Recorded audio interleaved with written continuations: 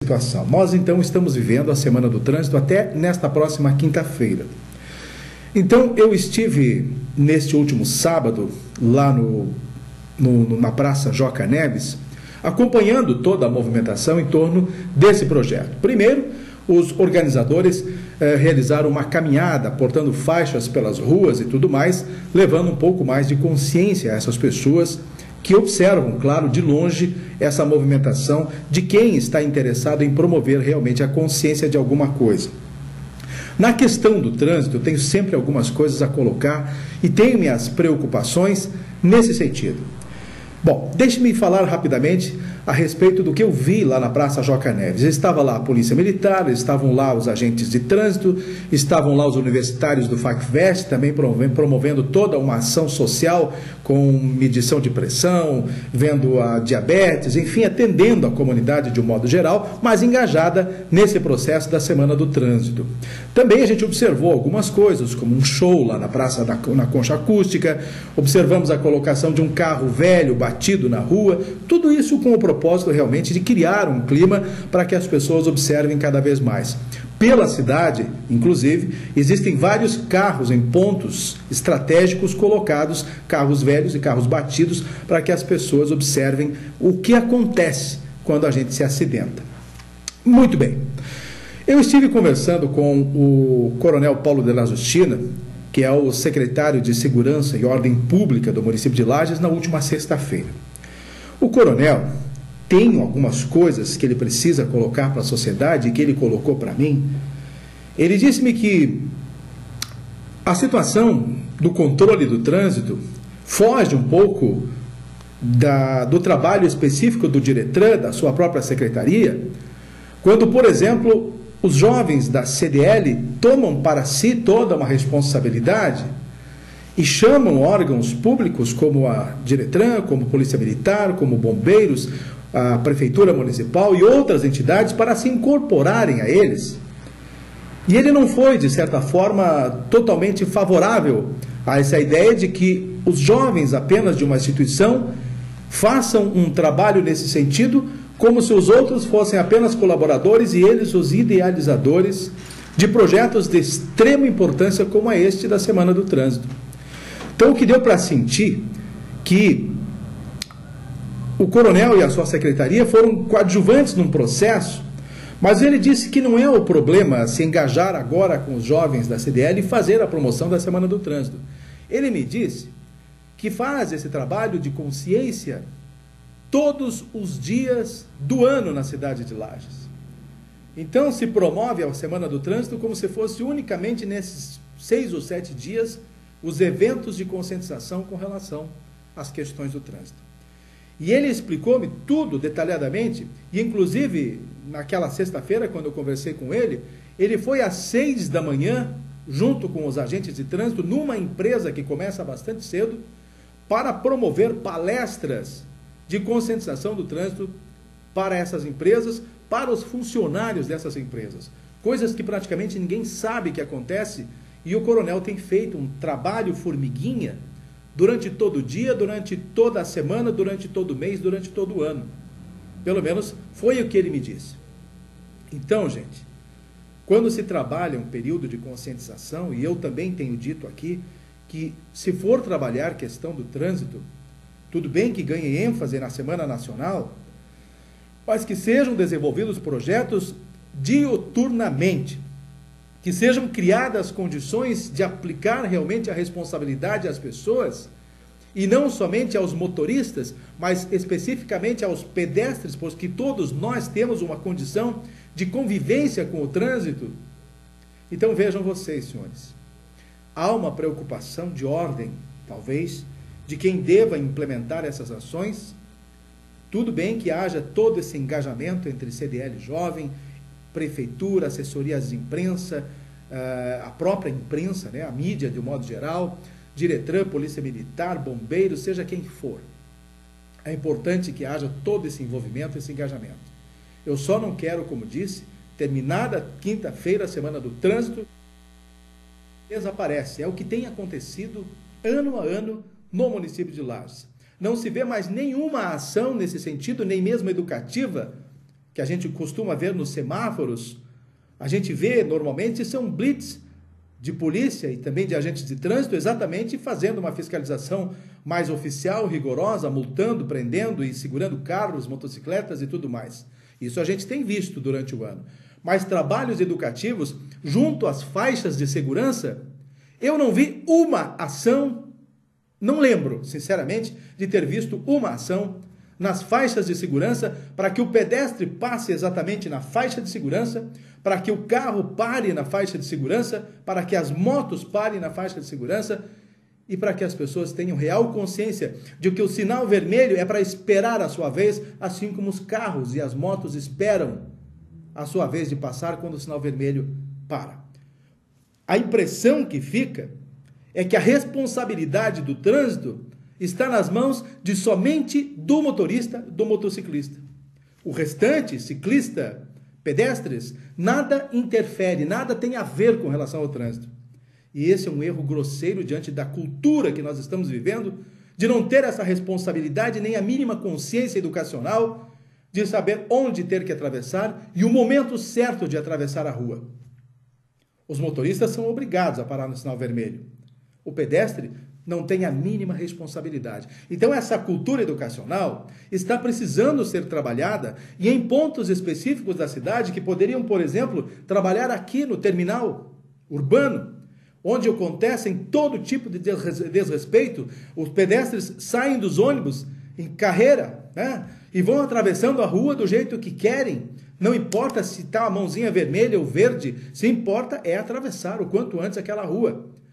Então é uma confusão naquele momento em que os carros precisam passar com o sinal verde e os pedestres estão cruzando, justamente naquele período de pico que as pessoas descem do ônibus, é a maior confusão. Não tem nesse momento um guarda de trânsito, não tem um policial militar que diga, pedestres esperem, os carros estão passando porque o sinal está verde para eles.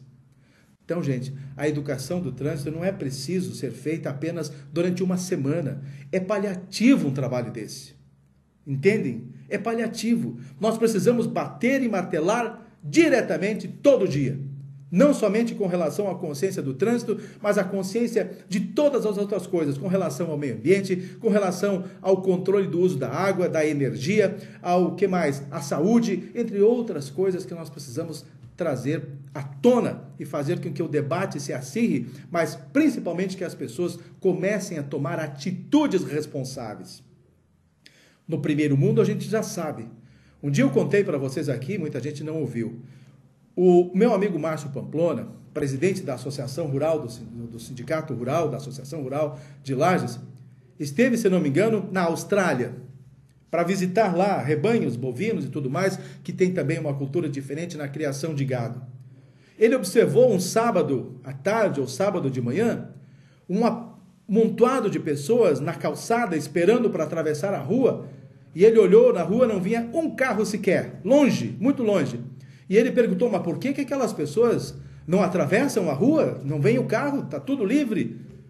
Aí um cidadão disse, não, eles estão esperando o sinal verde, para que sim, eles atravessem na hora deles.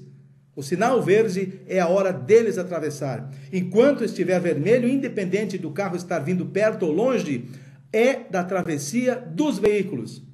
Mas lá, meus amigos, se um carro atropelar um cidadão, na hora que estiver verde o sinal para o carro, quem paga o pato é quem foi atropelado e não o motorista que atropelou. A responsabilidade passa a ser da vítima, ou seja, da pessoa que foi atropelada. Aqui nós temos uma inversão de cultura. Sempre é o carro é o culpado, não é, gente? O carro atropelou, não importa, é o carro que é o culpado. Nunca ninguém perguntou se o pedestre se distraiu, se ele atravessou no lugar errado, se ele atravessou no sinal vermelho. Quer dizer, o carro pegou, pronto, a culpa é do carro. O motorista é sempre o culpado. E nós mesmos, motoristas, também somos pedestres. Nós temos a responsabilidade inversa do volante e a de pedestre. Todos fazem isso. Mas, enfim, é um assunto que ainda vai dar muito pano para a manga e eu quero bater nessa questão porque eu não quero ver terminada esta campanha agora no dia 27 e tudo se apaga, tudo se termina, feita a missão, cumprimos a Semana Nacional do Trânsito. Nós temos que fazer o ano nacional de Lages, dos municípios e de tudo mais. Tem que acabar com esse tipo de coisa, de faltar a responsabilidade na hora que a gente mais precisa. E a nossa população brasileira, não lagiana, a nossa população brasileira não é educada. Nós estamos longe de uma cultura há mais de 30, 40 anos de países desenvolvidos. Vocês nem sabem o que é cultura e responsabilidades em países desenvolvidos nesse mundo. Outra coisa que eu conversei com o coronel Paulo de la Justina foi com relação à Guarda Municipal Armada. Eu, em determinado ponto, estava realmente indeciso se apoiava essa iniciativa ou não, e estava até preocupado com relação a ver os nossos guardas municipais armados, e até não entendia até que ponto seria a responsabilidade deles no momento em que estivessem postando armas, se a responsabilidade deles seria igual, equivalente à da Polícia Militar, da Polícia Civil, da Polícia Federal, seja como for. Não. Segundo o coronel de la Justina, eles vão ter sim um treinamento de 8 meses junto à Polícia Federal, um treinamento muito mais capacitatório do que o próprio realizado da Polícia Militar, segundo ele, ou pelo menos muito parecido. Não serão todos os agentes de trânsito que terão o direito de uso de arma de fogo. E eles não vão exercer o poder de polícia subindo morros, procurando ladrões nos bairros, investigando coisa parecida. Não seria essa a função dos agentes de trânsito ao portarem arma. Segundo o coronel, eles só vão usar arma em momentos muito específicos, tipo essas blitzes nas saídas da cidade que eles estão fazendo hoje, totalmente desarmados. E justamente nessas blitz é que podem ocorrer situações muito perigosas, como, por exemplo, encontrarem uma quadrilha fortemente armada. É lógico que coisas dessa natureza podem acontecer numa dessas blitz simples de trânsito, para verificação de documentos, e encontrar ali um grupo de marginais. Então, nesse momento, eles teriam como se defender ou inibiriam mais a ação dos bandidos. Estariam eles preparados nessas situações no uso de armas. Enfim, outra questão que o coronel falou, que a gente fica pensando, se nós temos no Brasil 4 instituições armadas, ou seja, os bombeiros, Polícia Civil, Polícia Militar e Polícia Federal, por que não ter uma 5ª guarnição armada, que seriam então as guardas municipais?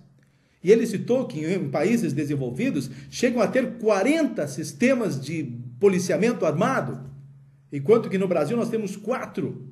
Por que não ter 5, 6, 7, 8, 9, 10 sistemas de policiamento armado, de polícias diferentes? Claro que nós temos essas seguranças, né, de casas que também essas pessoas andam armadas.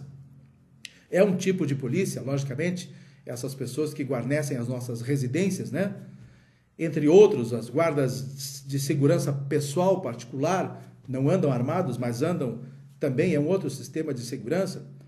Mas, enfim, é preciso que a sociedade debata realmente essas situações, porque ainda, segundo ele, existem controvérsias quando se diz que a pessoa não deve reagir diante de um assalto, diante de uma iminência de assalto junto ao bandido, porque normalmente o bandido acaba levando a melhor, porque ele está extremamente nervoso, está extremamente com medo, desequilibrado muitas vezes, e qualquer ação, qualquer movimento, ele dispara a sua arma ou atinge com uma faca as pessoas. Mas também quando se diz que as pessoas não devem reagir, é a mesma coisa que dizer, entreguem tudo para os bandidos. Não criem situação nenhuma de defesa, deixem que eles tomem conta. É mais ou menos esse o discurso do coronel, quando deve ser na prática criada uma situação de maior segurança e menos risco de vida até, quando as pessoas possam até reagir. Eu não entendi muito bem essas coisas que ele falou, mas não vou entrar em detalhes, mas foi mais ou menos isso, porque quando diz realmente que o cidadão não deve se mexer, não deve reagir, é a mesma coisa que dizer que os bandidos têm um poder total e nós, cidadãos, estamos entregues à mercê dessa trupe, né, desses marginais. Mas, enfim, é uma situação que nós vamos ter ainda muito debate no município de Lages, e segundo ele, vai provar por A e mais B de por que deve dar a arma aos agentes de trânsito do município de Lages. Criar no município de Lages Eu perguntei também para ele, mas e os recursos para que essas pessoas, esses agentes se mantenham, vocês da Diretran, enfim, toda essa situação seja organizada e seja mantida? Com recursos do governo do estado e com recursos do governo federal e do município, ele falou. Tudo bem, não sei de onde que vai sair a origem desse discurso, desse recurso, se vão simplesmente liberar a partir de projetos, que deve ser dessa forma. Mas é um assunto que vai merecer audiência pública, vai merecer muita discussão, e eu acho que é por aí. Se precisa realmente com que essas pessoas estejam armadas, e lá no final das contas eu entendi que quanto mais nós tivermos policiais armados, mais segurança nós daqui do outro lado, cidadãos, teremos. É essa a argumentação principal do coronel Paulo de La Justina, e que não está tendo apoio suficiente nem por parte do município, nem por parte da comunidade, e ele é um especialista em segurança. Se um homem como ele não pode falar em segurança ou colocar ideias para a sociedade, quem nós vamos ouvir? Quem? Nós estamos falando de uma pessoa que é especialista em segurança pública, em ordem pública, um coronel de muitos anos de experiência na Polícia Militar. Se ele não tiver autonomia e autoridade para nos explicar como deve fazer a segurança pública no município, sinceramente eu não sei quem mais pode argumentar a respeito desse assunto. Começa nesta segunda-feira em Lages o FETEL. A questão da cultura em Lages, nós sempre ouvimos em campanha o prefeito municipal dizer que nós iríamos respirar cultura, em todas as esquinas teríamos um artista se apresentando. Mais ou menos, né? De qualquer forma, estamos sendo visibilizados novamente com relação à cultura, com a retomada do FETEL. No primeiro ano da administração de Eliseu Matos não foi possível, mas esse ano o FETEL está de volta, começa nessa segunda-feira, vai até o dia 27, então a semana inteira, né, toda a semana agora de teatro, coisas assim, acontecendo na praça pública, no Teatro Marajoara, no Teatro do Sesc, nas escolas. Vamos respirar cultura. Espero que vocês da comunidade prestigiem esse evento, porque todas as peças teatrais serão gratuitas, serão de graça. Ninguém paga nada para conferir essa cultura. Então, estamos agora de parabéns. Tenho paixão realmente por todo esse envolvimento cultural que vai estar acontecendo a partir desta segunda-feira na cidade de Lages. Parabéns, então, por essa iniciativa. E tomara que o FETEL nunca mais seja deixado de lado. Tomara. A gente vai torcer para que o ano que vem seja melhor ainda e no outro ano tenha continuidade e volte Lages a ser referência nessa questão do nosso teatro. Foi já referência e espero que seja retomada essa questão. Eu quero falar um pouquinho de política. No próximo dia 27, sábado, vai estar em Lages,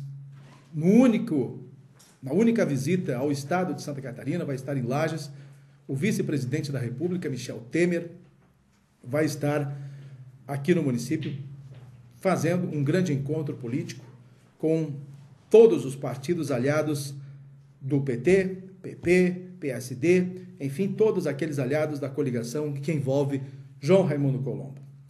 Há umas curiosidades com relação a isso. Ele vai estar às 15 horas, segundo previsão da programação, na ACIL, numa conversa fechada com todos os prefeitos e vice-prefeitos e demais lideranças do estado de Santa Catarina, e esse encontro será fechado. Não vai ser aberto para a imprensa, por exemplo, a não ser para alguns registros fotográficos. Mas depois, às 4 horas da tarde, 4h30 da tarde, um grande encontro aberto à população, um grande comício, vai acontecer lá no Centro Serra Eventos, no Centro Eventos, para que haja, então, uma grande mobilização em torno da coligação entre PMDB, PSD, e o curioso é que vão estar também abertas as possibilidades do PP, o Partido Progressista, que aqui na região da Serra Catarinense está apoiando João Raimundo Colombo. Então estará integrado, e o PP, vocês sabem, está aliado, está na coligação de Paulo Bauer, lá do PSDB. Mas são coisas curiosas nesse sentido. Então, com a presença de Michel Temer, com certeza, sábado em Lages, teremos uma grande mobilização política. De qualquer forma, gente, neste movimento político, esta semana que passou, todos os prefeitos da AMURES, independente de cor partidária, se proclamaram apoiadores de João Raimundo Colombo. Todos os prefeitos que são do PP, PSD, têm ligação com o PT, enfim, todos os partidos, todos os prefeitos da Mures deram a indicação de total apoio à candidatura de Raimundo Colombo para o governo do estado. Nem poderia ser diferente esses prefeitos da Serra Catarinense estarem apoiando um candidato seu, um candidato serrano. Mas Raimundo Colombo tem estado muito bem diante do seu trabalho no estado de Santa Catarina e está construindo a sua reeleição de forma bastante brilhante. Então, está aí uma situação muito interessante nesse sentido. Falando ainda em campanha política, neste sábado, dia 27, teremos a maior mobilização também, uma grande mobilização em torno do voto útil, do voto válido. Eu já falei aqui no último programa da preocupação de algumas pessoas da comunidade que querem fazer com que as pessoas não desperdicem a chance de votar. Não votem em branco, principalmente no que tange aos nossos deputados estaduais e deputados federais e nem ao governo. Se quiserem jogar voto fora com relação ao governo federal, é outra história. Mas para a região é importante que você tenha a consciência da validação do seu voto, escolha um candidato de sua preferência e não desperdice o seu voto. Porque de qualquer forma, se você votar em branco, ou votar nulo, você vai estar prestando a você mesmo um desserviço e você não terá direito nenhum depois de reclamar dos nossos políticos. Mas sempre acontece esse tipo de coisa. Você vota em branco, você vota nulo, mas é o que mais reclama da necessidade da participação dos nossos políticos. É ou não é? Então são coisas que a gente tem que dizer para que você... Então se você votar nulo e branco, faça de conta que não existe político. Não se preocupe nunca com eles. Não fale a respeito deles, não fale deles e não exija nada dos políticos, então, o resto da tua vida. Pelo menos nos 4 anos em que você negou em branco, negou o voto e então votou em branco ou votou nulo. Então, são coisas que a gente precisa comentar para que vocês tenham um pouco mais de discernimento numa hora dessas e votar. Não desperdice, então, o seu voto. Escolha o melhor candidato possível da sua região e vote, então, direto, vote útil, vote válido. Não deixe de dar essa contribuição de cidadania para... A gente sabe que a classe política hoje está bastante deprimente, está complicada, é realmente um fato muito esquisito hoje que está acontecendo nesse Brasil. A gente não acredita mais nos políticos, mas se você também deixar de lado e deixar de acreditar completamente, é a mesma coisa que dizer que você não acredita nem em você mesmo. São coisas que a gente precisa acabar dizendo. Eu passei mais uma vez aqui pela Serra Catarinense, estive em Campo Belo do Sul neste final de semana e observei o trabalho das obras da SC 390, esse asfaltamento, essa revitalização que está acontecendo lá da BR-116 até o município de Campo Belo do Sul, passando por Capão Alto. Observei que as obras estão um pouco mais adiantadas, estão sendo mexidos em todos os pontos dessa estrada praticamente. As obras estão sendo mexidas em praticamente todos os pontos. Então eu acho que houve uma reação, houve uma celeridade, houve pelo menos uma maior movimentação em torno dessas obras e nós vamos continuar fiscalizando e cobrando, exigindo do secretário regional, porque o governador tem cobrado do próprio secretário agilidade nesta obra e quer ver ela complementada, ela pronta o mais rápido possível. Mas de qualquer maneira, as obras estão agora andando com um pouco mais de celeridade. Dá para observar que as coisas estão acontecendo um pouco mais rápido.